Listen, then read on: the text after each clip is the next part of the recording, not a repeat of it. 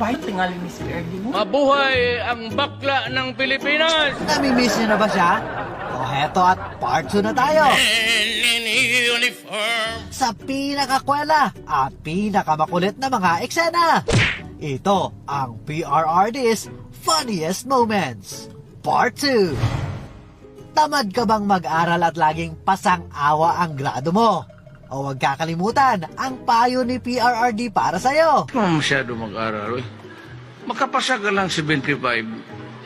Okay na yan, 76. Iyang 77, 78, 79, 80. Hindi mo na kailangan yan. Kahit 75 lang, okay na yan. Oh. Sabi ng nanay ko, paano man tayo anak? Sabi ko, sige lang, ma. Total, kung bigyan mo ako 78, anuhin ko man yung sobra? 75 bang kailangan ko para makaakyat ako? Bakit papagurin mo pa ako ng 90? Ilang oras ako yan mag-aral? Sa isang talumpati abay ipinagmalaki rin niya sa buong sambayanan. Mga miyembro ng kanyang gabinete na karamihan ay graduate ng valedictorian. Totoo. Doresa was valedictorian, pag-graduate. Puro yan sila valedictorian. Okay na sana ang kanyang mga naging litanya. Pero syempre, hindi mawawala ang twist sa kanyang mga istorya. Puro valedictorian, Kair, good lawyer, So, tignan mo. Tignan mo ang buhay. Tignan mo ang buhay. Trabahante ko lahat.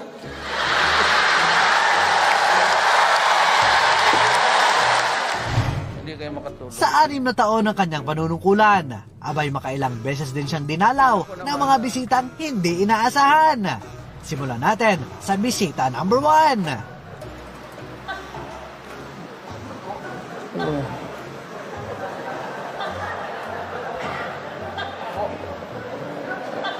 Lente nga taga Bacolod neng guladala ka ng toko dito. Eto namang bisita number 2, nagpainit na sa kanyang ulo. I don't mind. Tang na mo galit nainit ng ulo. Pagdating ng bisita number 3, napagbintangan pa ang Liberal Party.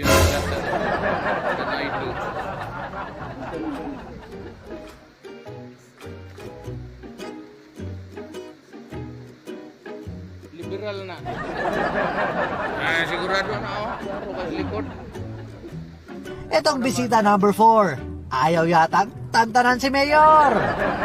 Noon pa, talagang may away na ako sa pare. Ganitong langaw na ito. Utos Manila ito. Kanina pa yan sunod na sunod sa akin. Naligo naman ako, yung mga buang.